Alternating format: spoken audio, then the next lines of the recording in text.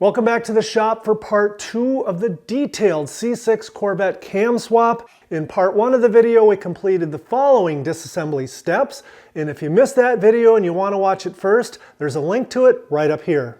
Now let's jump right back in it, and it's time to get the steering rack out of the way. The first step is critical. Be sure to lock your steering wheel inside the car because we're going to be disconnecting the steering from the steering rack. And if for any reason the steering wheel was to spin while it's disconnected, that could very easily damage or destroy your steering wheel position sensor, and your C6 won't be happy about it.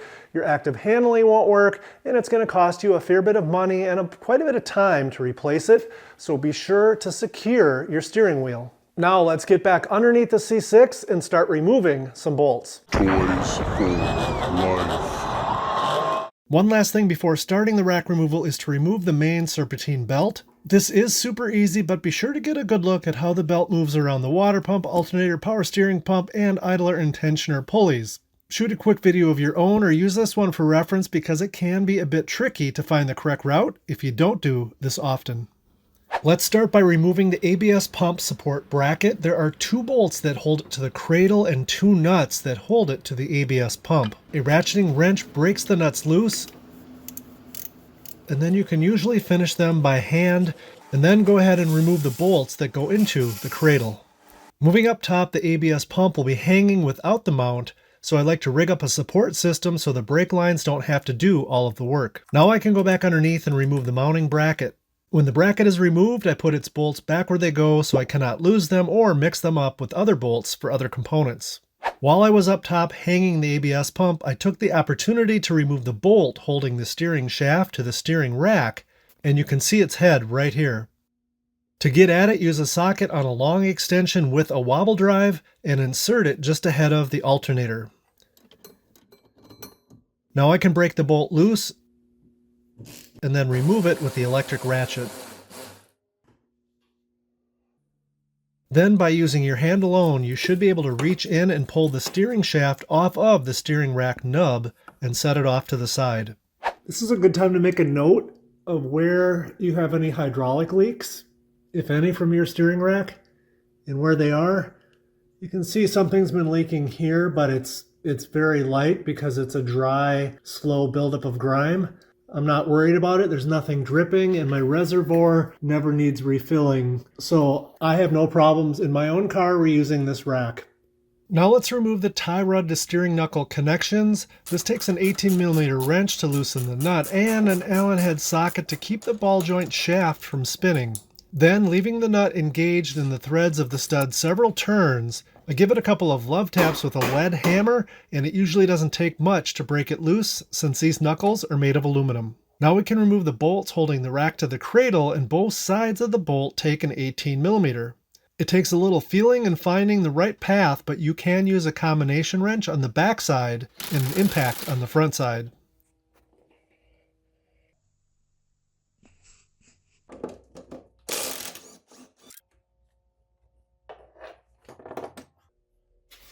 Next, I'm going to cut the zip tie holding the power steering line to the rack, and then remove the 2 screws that hold the line to the cradle. To get a little extra clearance for removing the steering rack, I'm going to loosen all 4 of the cradle bolt nuts, moving between each one and loosening each one.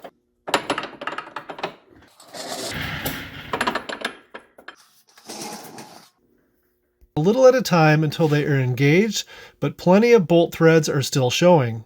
Then I pry down on the cradle and insert a spacer between the cradle and the C6's frame, which provides more room for manipulating the steering rack. I've lifted the rack out of its mounting slots, and I've started sliding the whole assembly towards the passenger side. Now I have better clearance to get in with an 18mm line wrench and remove the 2 upper power steering lines from the rack.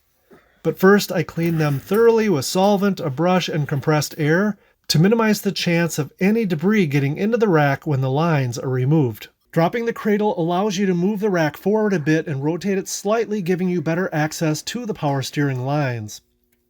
Using an 18mm line wrench, go ahead and break the first power steering line nut loose where it connects to the rack, and you should be able to wiggle the line with one hand while unscrewing the nut with the other. Once off, you'll definitely lose some power steering fluid, so have a drain pan on standby. Remove the second line just like you did the first one, and be sure to label them so you don't get them mixed up when the time comes to put them back together. Also be sure to plug both holes in the steering rack to prevent any debris from getting inside.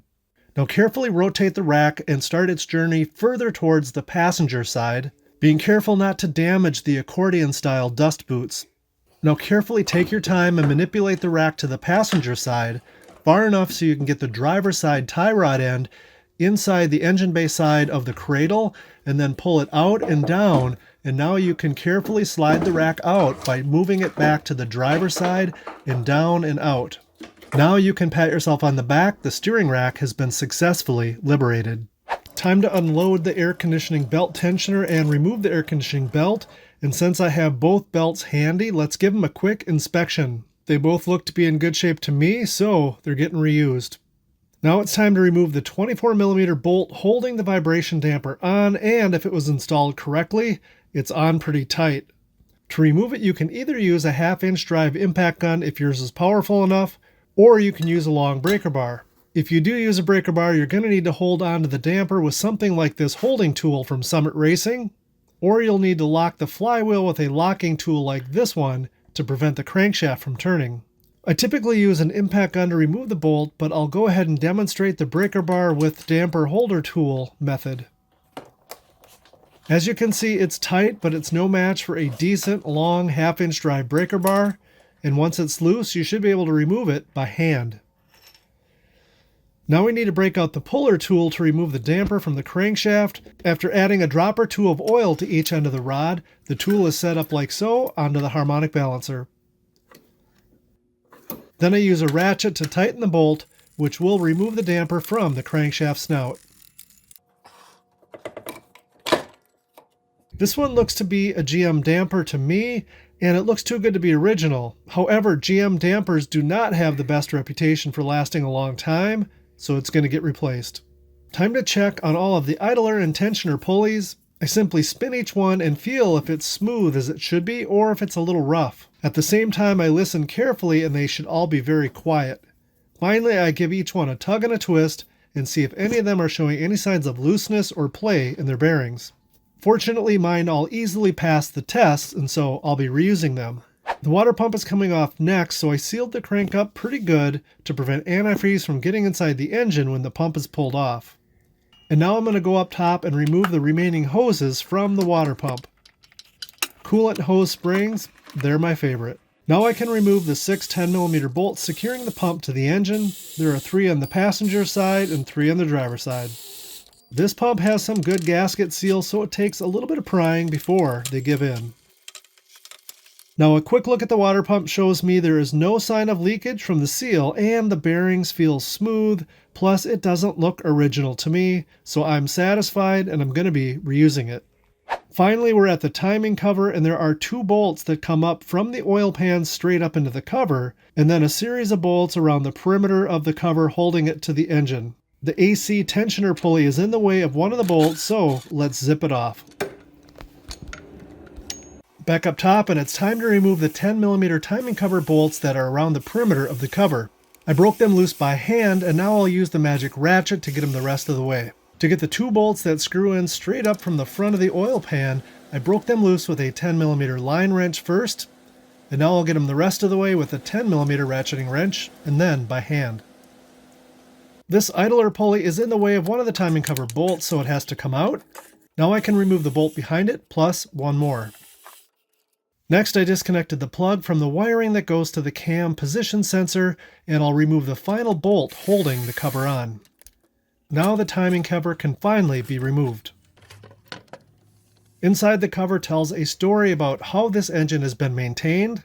This one is very clean, which tells me it likely had regular oil change intervals with quality synthetic oil. By contrast, here's one that hasn't been treated quite as well. Yeah, it's a junkyard motor.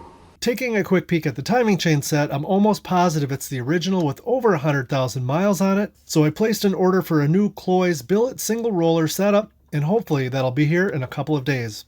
To be able to get at and remove both of the timing chain gears, that oil pump's going to have to be removed. But can it be removed without spending a ton of time dropping the C6's oil pan, Find out in part 3. That'll be coming shortly, and when it's ready, it'll be right up here. If you got any value out of this video, and I sure hope you did because you made it to the end, do me a favor and tap that thumbs up below so YouTube knows to share this video with the Corvette community. Subscribe if you haven't already so you don't miss part 3, and most of all, thanks for watching.